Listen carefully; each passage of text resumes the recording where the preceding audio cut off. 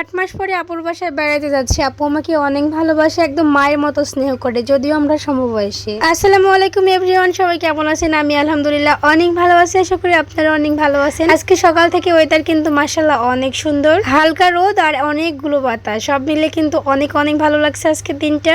এইদিকে আমরা সবাই মিলে প্ল্যান করছি মেজো আপার বাসায় বেড়াইতে যাব, মানে আমরা 3 ভাই এক বোন, তো মেজোটার বাসায় বেড়াইতে যাব। আমার ভাইয়াও কিন্তু ঢাকায় থেকে আসছে, বিষয়টা অনেক মজার হবে আর সবাই একসঙ্গে হলে কিন্তু অনেক ভালোও লাগে। আমরা 4 ভাই বোন একদম ভিন্ন ভিন্ন এলাকায় থাকি, যে যার মতো বিয়ে হয়ে একদম ব্যস্ত হয়ে পড়েছে, যে যার শহরটাও ভিন্ন। তো যাই হোক, এদিকে আপনাদের ভাইয়া অফিসে ছিল, আমি ফোন দিয়ে বলছিলাম একটু আমাদের সাথে দেখা করে যাও, সে কিন্তু অনেক তাড়াহুড়া করে চলে আসছে।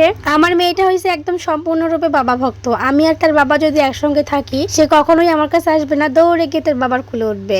মেয়ে মানুষ তো, তাই হয়তো বা এমনটা। এইদিকে আমার জামাইটাও চলে আসছে, আমার মেয়ে তো তার বাবাকে দেখে দৌড়ে গিয়ে আগে কোলে উঠছে। তো যাই হোক, আমার জামাইয়ের বিষয়ে একটা কথা বলি, যখন আমরা বাসায় থাকি তখন কিন্তু অতটা ভালোবাসা দেখায় না, এই মানে চলে আর যখন কোথাও বেড়াইতে যাই তখন মনে হয় ভালোবাসা একদম উতলে উতলে পড়ে। এই দেখেন, বাবা সোনা চলে যাচ্ছ, ভালো লাগছে না, কিভাবে থাকবো, মানে হাবে যাবে 100 ঘন্টা কথা।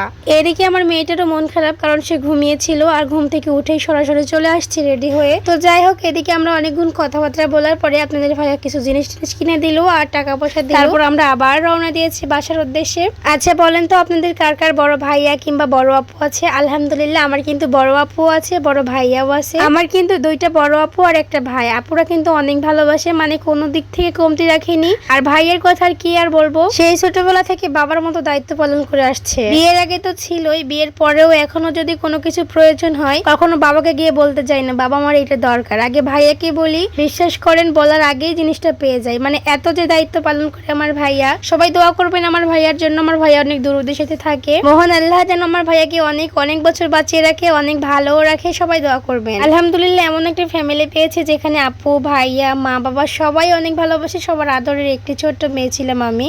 বিয়ের আগে কোনো অন্যায় করলে মা তো অনেক বকা দিবে, এই ভয়ে আগে আপুর জামাইকে বলতাম, মানে দুলা ভাই যাকে আমি ভাইয়া বলে ডাকি, এতটা ভালোবাসে একদম নিজের ভাইয়ের মতো। ভাইয়া তখন মাকে ফোন দিয়ে কি যেন বলতো, মা একদম ঠান্ডা হয়ে যেত, মানে মা একদম বকাই দিত না। মাঝে মাঝে তো মা রাগ করে বলতো তোরা নিয়ে চলে যায়, একে আমি আর পালতে পারবো না, মানে এত দুষ্টু ছিলাম। তো যাই হোক, এদিকে কথা বলতে বলতে আমিও চলে আসছি। আমার আপুর বাসায় এখন অনেক কাজ, কারণ এখন পাটের মৌসুম, এখন তো শুধু শলা শুকানা আর পাট শুকানা। কৃষক মানুষের শান্তি নয় রে ভাই, শুধু কাজ করতে করতে জীবন শেষ হয়ে যায়। তো যাই হোক, এখানে আমার আপুর মেয়েটা দরজা খুলে দিচ্ছিল আর আমরা হয়তো ঢুকে পড়ছি। সবাই অনেক অনেক ভালো থাকবেন। আমার ভিডিওটা সম্পূর্ণ দেখার জন্য আপনাদেরকে অনেক অনেক ধন্যবাদ।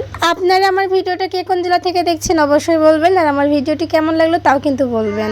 আয়নার সামনে আমি আমার হিজাবটাই শুধু দেখছিলাম, কত সুন্দর স্টাইল হয়েছে তাই না? সম্পূর্ণ ভিডিও দেখার জন্য সবাইকে অনেক ধন্যবাদ। আসসালামু আলাইকুম।